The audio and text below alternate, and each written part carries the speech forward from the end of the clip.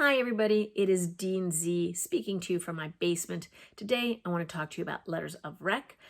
I want to give a shout out at the top to Ali F. and to Angelica, both of whom sent us thoughtful questions via email, and to Hisong, who sent us a great question in the YouTube comments. They all made me think this is a topic we really need to dive into. So, before we go any further, your first task in thinking about letters of rec is to think about what schools you want to apply to and see what guidance they give in terms of how many letters you have to submit or may submit, like what's the smallest and largest number in both of those categories, and then also if they give you any particular guidance about who they want to hear from. Keeping all that in mind, you always need to follow the specific guidance of the schools that you're interested in.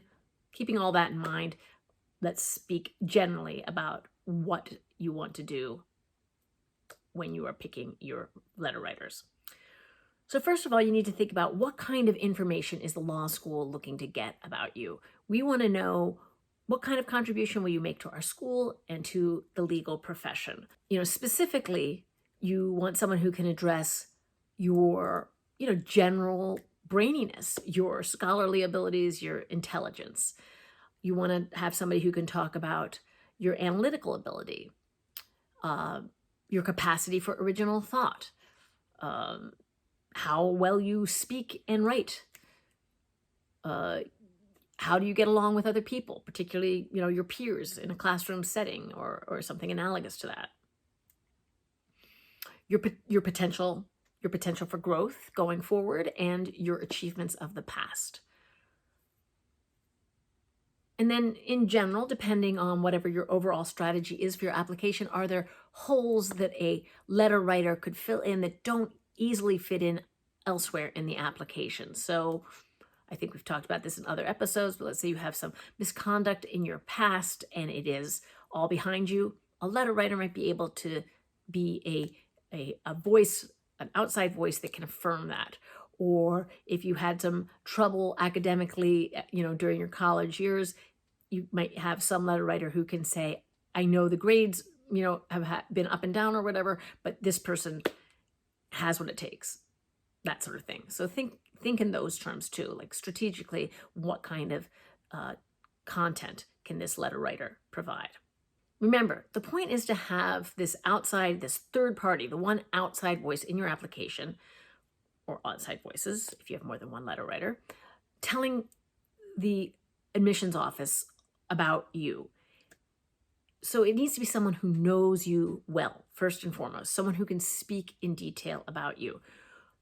I often see people who are choosing letter writers based on the letter writer's fame. That does you little to no good. Often those people will spend huge chunks of the letter talking about themselves and their achievements. Not interested in that. And sometimes, frankly, you can tell this person is a legend in their own mind. That one of my favorite expressions. But I'm unlikely to know. Like someone who is a famous English professor, I'm not going to know that. I'm going to know maybe some law professors who are famous. I'm going to know some lawyers who are famous. I'm not going to know, in particular fields that I'm not an expert in. I'm not going to recognize that fame. And I'm not going to, frankly, have my head turned by a fancy job title either. The most that gets you when you get a letter from somebody like that is that gets them a nice letter, sometimes from me or sometimes from the dean of the law school if they're super fancy. And it certainly doesn't hurt you, but that does not add in any way to our assessment of you as a candidate. So go for the person who knows you best. And if that happens to be someone who is famous, lovely, but it really is not necessary. So what category of person should we be looking at? In a perfect world, it is great if you can get a letter from an academic, because after all, this is an academic undertaking that we are assessing your fitness for. That said, we recognize that becomes increasingly hard to do as you are, 1, 2, 3 or more years out of school. It is harder to do if you are at a giant public institution like the University of Michigan versus, a small liberal arts place where sometimes they will remember you 10 or 15 years later.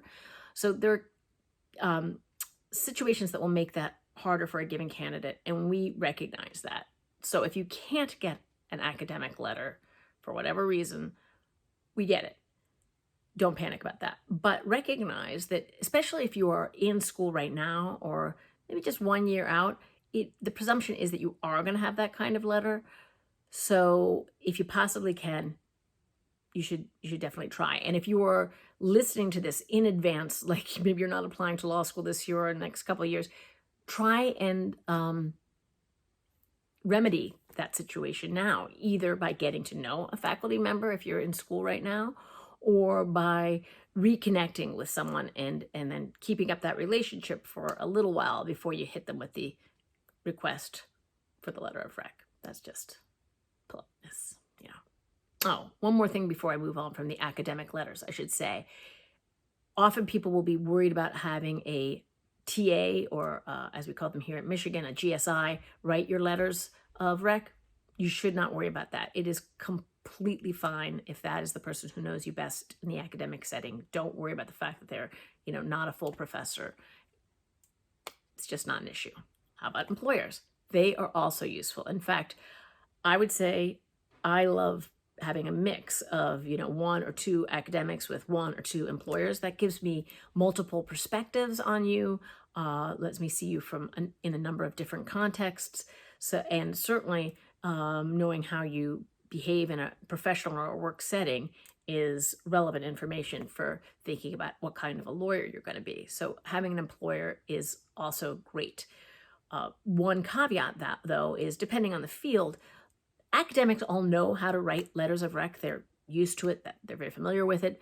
Employers may or may not, depends on what field they're in. So, depending on your sense of that with the particular employer, you may want to hold them by the hand a little bit more, make sure they have the guidance they need in terms of, blurbs about how letters get written that you can find on the internet, various places. Let's turn to that more in a second, though. Other categories of people you might want to ask: coaches, volunteer supervisors. Those all might have an interesting voice. Again, if they know you particularly well, I think that is a very worthy choice to make. Alumni of the particular institution you are applying for. That is fine. It can be useful to hear from someone who is familiar with, what we are looking for. It is not anything to worry about, though. Most people do not have alumni letters. You should not go out of your way to hunt one down. You should not feel like there's any lacking in your application if you don't have that. I can sometimes see that people have gone to great lengths to, develop that kind of relationship, and it is just not necessary. Please don't worry about that. And if it's an alum who doesn't know you well, who you get to reach out to us on your behalf, just as with the famous people before, it's not going to really do anything too useful to you. So you're better off just not worrying about that. And then finally, in terms of, I mentioned before, I love having a mix because you get a lot of different, contexts that you're seeing the person in. It is helpful to always be thinking, what work will this extra letter of rec do for me? What is this person going to address that the people I've already asked aren't addressing? You don't want it to be too repetitive. You don't want to have 3 letters of rec who are all saying the same thing, like 3 people in the same field, all of whom had you in your junior year in college. So try to mix it up a little bit just in terms of what they'll be able to address. Okay, let's talk briefly about who not to ask. And some of this is going to sound unnecessary for me to say, and yet I get these every year. So don't ask your mom. I seriously get parents writing letters saying, I know I'm their parent, but no. There is nothing you can say as a mom that will convince me you are being objective. There you go. That's just the hard truth of it. Okay. Same token, don't ask family friends who just know you as like a lovely person. That's not what I'm looking for. And finally, this used to happen a lot more. I don't know why it seems to have died off, but people used to get like um, political figures who,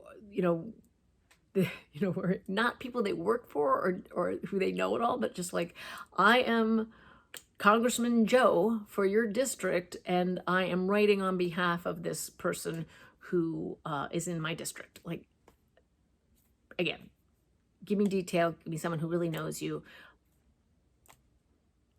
not based on that person's role or fame. Okay. All right. Next, how do you ask them? How do you go about getting these letters? I would, number one, give them as much notice as you possibly can. Don't say like, can I have this tomorrow? Number two, I would do it by email. Because then you don't worry about getting tongue-tied. You don't worry about leaving anything out. You give them time to consider. You're not like putting them on the hot seat, right? So send them a nice email and spell it all out. When they say yes, try to make it as easy for them as possible. Say, what kind of information do you need from me to make this easy? My transcript, my personal statement, my resume, anything you need or nothing at all.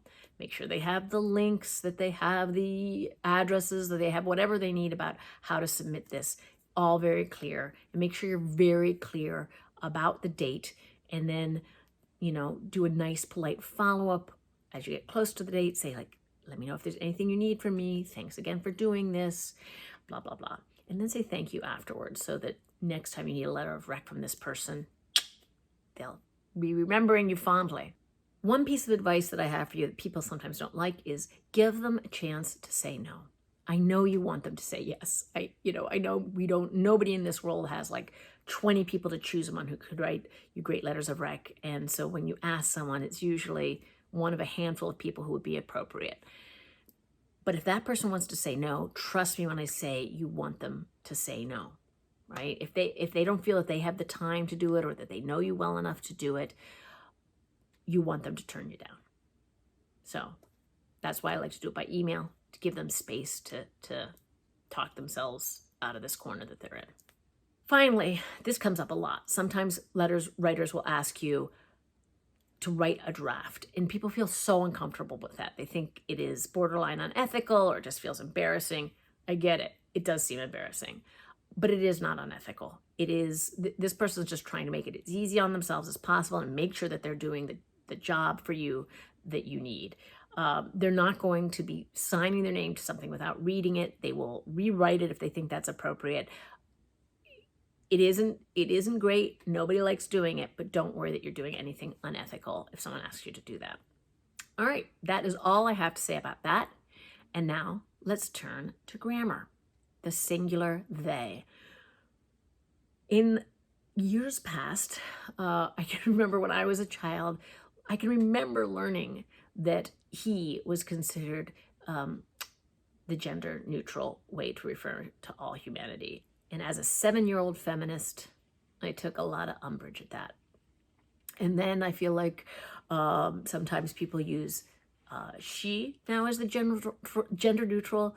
And of course, there is the ever popular, incredibly awkward he/she, and variations of that, his or her, that sort of thing. We have, I think, arrived at a place where saying they, when you don't know the gender of the person you are speaking about, is beyond acceptable. I am not talking about someone who chooses they as their pronoun, which is also totally fine. I'm talking, though, specifically about when you don't want to say he or she, when you're just talking in general terms. Do it. It's fine. I know this is not a universal position, but it should be. Okay. I really don't think, though, I really feel pretty safe in saying in 2020, certainly in the law school application context, you're not going to run across people who find that objectionable in any serious way. So I think you should do it, because I think all other options are awkward. Okay, so that's all I have for you today. Thank you for listening. As always, would love to hear your feedback and suggestions. Please put any questions you have in the comments below, Or if you prefer, send me an email to law.jd.admissions@umich.edu and put vlog in the subject line. Many thanks to my partner in crime, Dustin Johnston. And remember, wherever you go, go blue.